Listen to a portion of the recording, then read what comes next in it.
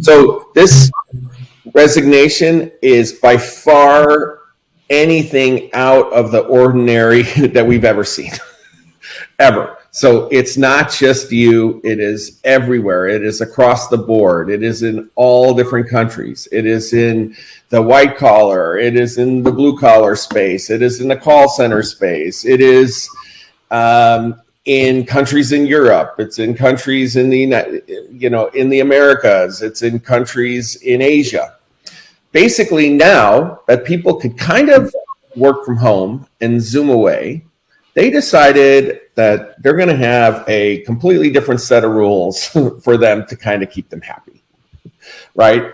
So what's going on?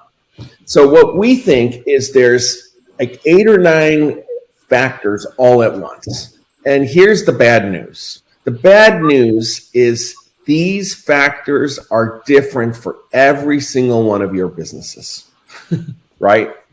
And so think about it as there's this combination of different elements that you kind of need to test, right? Whether you're doing your surveys in this world or you're talking to employees, and you just got to kind of figure out what is that kind of recipe and combination that is working inside of your company, right?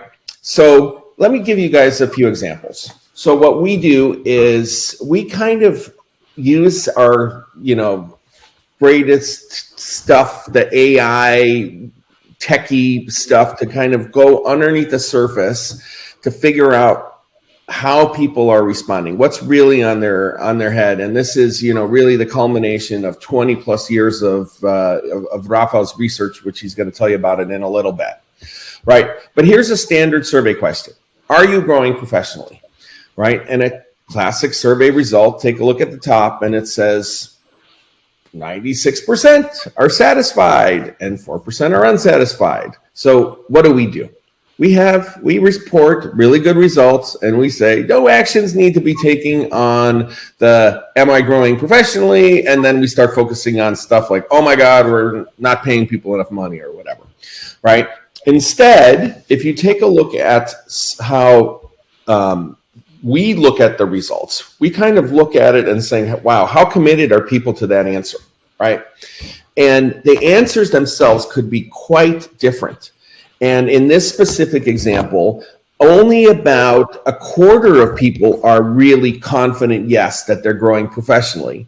And almost 3/4 of this particular organization, the people really aren't that certain, right? Growing professionally, the definition of that actually has changed during COVID. And so all of a sudden, they're just not really quite sure. Now, this might be interesting or not interesting, but if you've been doing the survey along with this for years, and then there was no hesitation for many years, and now all of a sudden they're really hesitating, there's some bigger issues at play. So now, if you took that same level of thinking at the question by question level, and you started taking a look at it at the macro level. Hey, listen, I've got 10 levers I could pull. I can only focus on one. Which one do I work on, right? In one case, you could sit there and say, wow, we have a very clear initiative, right? But then if you take a look at it with the hesitation and with, taking a deeper look at the results, you might end up with a very, very different set of outcomes. And here's what we found, right? We've done, after doing many of these, what we found is this.